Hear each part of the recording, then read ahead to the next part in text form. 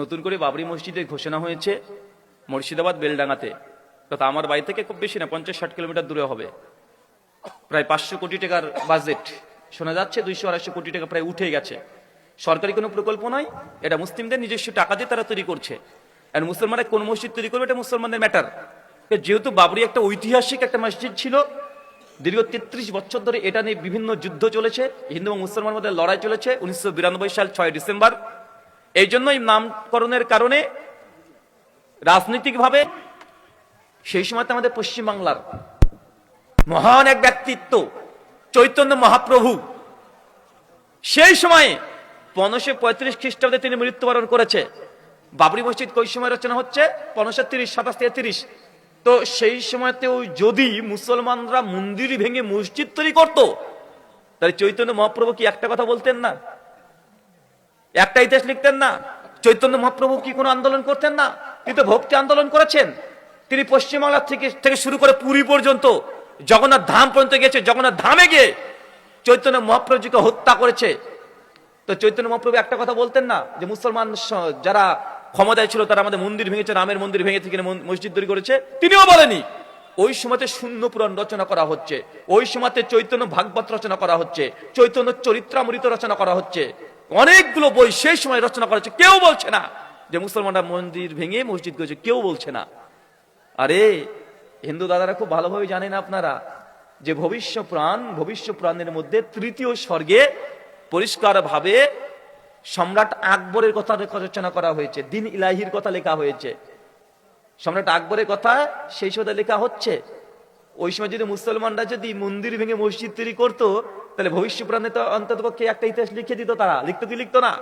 সেই সময় বঙ্কিমচন্দ্র চট্টোপাধ্যায়ের ভাষ্য অনুযায়ী তার কৃষ্ণচরিত 122 নম্বর পৃষ্ঠায় তিনি লিখেছেন, ব্রহ্মা বৈবুত্র পুরাণ, শিব পুরাণ এবং পদ্মা পুরাণ এবং হরিবংশ পুরাণ, এই পুরাণগুলো ব্রিটিশ পিরিয়ডে রচনা করা হয়েছে।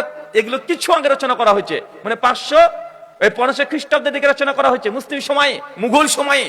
তো এতগুলো শাস্ত্র হিন্দু পণ্ডিতরা শেষে রচনা করছে, মুসলমানরা মন্দির ভেঙে মসজিদ তৈরি করেছে, একটা শাস্ত্রে লেখা থাকবে না? হতে পারে। এরকম কয়েক শত প্রমাণ দেওয়া যায়। সেই সময়কার কোন হিন্দু স্কলার তারাও বলেনি যে মুসলমানরা মন্দির ভেঙে মসজিদ তৈরি করেছে। তবে একটা জিনিস প্রমাণিত, কি সেটা হচ্ছে আমাদের ভারতবর্ষের উড়িষ্যাতে একটা মন্দির আছে, মন্দির নাম হচ্ছে জগন্নাথ মন্দির। জগন্নাথ মন্দির ভারতবর্ষের বড় বড় 5টা মন্দিরের মধ্যে অন্যতম।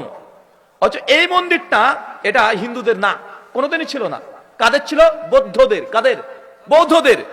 এই বৌদ্ধদের মন্দিরকে সেই সময় হিন্দুরা জবরদখল করে তারা হিন্দু মন্দির করে নিয়েছে এবং এখন বোধহয় হিন্দুরা এটাকে ভোগ করছে।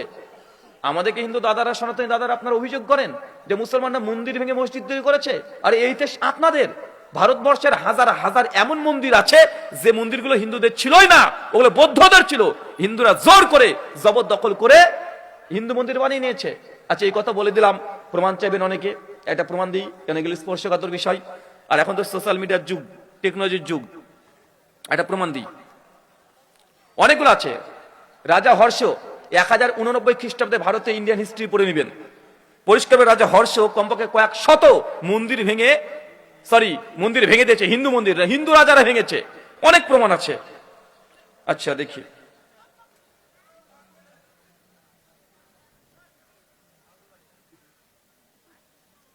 পেয়ে গেছে। ভারতবর্ষের বিখ্যাত একজন পণ্ডিত, তার নাম হচ্ছে স্বামী বিবেকানন্দজি, স্বামীজি নামে পরিচিত। রামকৃষ্ণ মিশন ট্রাস্টে তিনি, রামকৃষ্ণ মিশন যারা আছে তারা এনাকে বেশি ফলো করে, রামকৃষ্ণ পরমহংসদেব এবং স্বামীজিকে। কলকাতার বেলুর মাঠে এনাদের প্রতিষ্ঠান আছে। স্বামী বিবেকানন্দ হচ্ছে সেই ব্যক্তি যে ব্যক্তি প্রথম হিন্দু ধর্মকে ভারতের বাইরে প্রচার করেছেন এবং তিনি যতগুলো বক্তব্য দিয়েছেন সব বক্তব্যগুলোকে একত্রিত করে একটা বই লেখা হয়েছে। 10টা খণ্ডে বই রচনা করা হয়েছে। বইটার নাম স্বামী বিবেকানন্দের বাণী এবং রচনাবলী। এই হচ্ছে সেই বই। এই বইয়ের 5ম খণ্ড 158 নম্বর পৃষ্ঠায় স্বামীজি একটা বইয়ের জবাব দিতে গিয়ে তিনি লিখছেন, কি লিখছেন আমি দেখাচ্ছি। লিখছেন, জগন্নাথ মন্দির একটি প্রাচীন বৌদ্ধ মন্দির। কি বলছেন? জগন্নাথ মন্দির একটি প্রাচীন বৌদ্ধ মন্দির।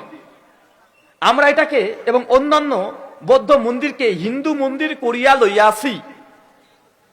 এরূপ ব্যাপারে আমাদিগকে এখনো অনেক করিতে হইবে।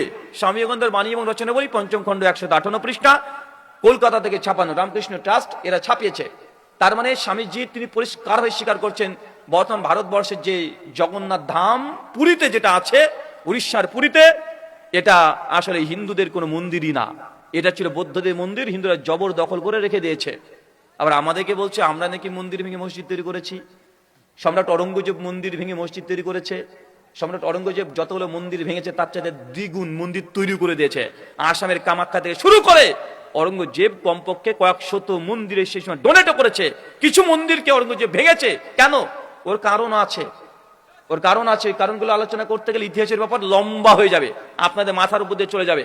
ইনশাল্লাহ যদি কোনোদিন সময় পাই, ভারতবর্ষে মুসলমানরা কেন মন্দির ভেঙেছে, কটা মন্দির ভেঙেছে, কি কারণে ভেঙেছে, কতগুলো মসজিদ, কতগুলো মন্দির মুসলমানরা তৈরি করে দিয়েছে, সবগুলো ইতিহাস পাওয়া যায়। ইতিহাস হারিয়ে যায় না, ইতিহাস ঘাটাঘাটি করতে হয়। তবে এ কথা আমি বলতে পারি, মুসলমানরা যত মন্দির ভেঙেছে তার চাইতে হিন্দুরা হিন্দুদের মন্দির ডবল ভেঙেছে, এর চাইতে ডবল ভেঙেছে। হিন্দু রাজারাই ভেঙেছে, যারা কৃষ্ণ ভক্ত তারা শিব ভক্তদের মন্দিরকে ভেঙে দিয়েছে। শিব ভক্ত তাদের সঙ্গে লড়াই হয়েছে, ওরা কৃষ্ণ ভক্তদের মন্দিরকে ভেঙে দিয়েছে। শিব ভক্তরা কৃষ্ণ ভক্তদের মন্দিরকে দখল করে নিয়েছে। এখন দেখবেন অনেক জায়গা আছে না যে মন্দির দখল পর্ব চলছে। আমি বলতে চাচ্ছি না, এটা আপনাদের ঘরোয়া বিষয়, বলতে গেলে অনেক জায়গাতে চলে যাবে জল, তাই না বলাটাই ভালো। তবে এরকম মন্দির ভাঙার ইতিহাস হিন্দুদের মোটেও কম না। একদল আরেক দলের মন্দিরকে ভেঙে দখল করে এখন পর্যন্ত রেখে দিয়েছে। কিন্তু শুধু মুসলমানদের প্রতি অভিযোগ চলে আসে, শুধু মুসলমানদের উপরে। আল্লাহ সুবহানাহু ওয়া তাআলা বুঝার তৌফিক দান করো, আমিন।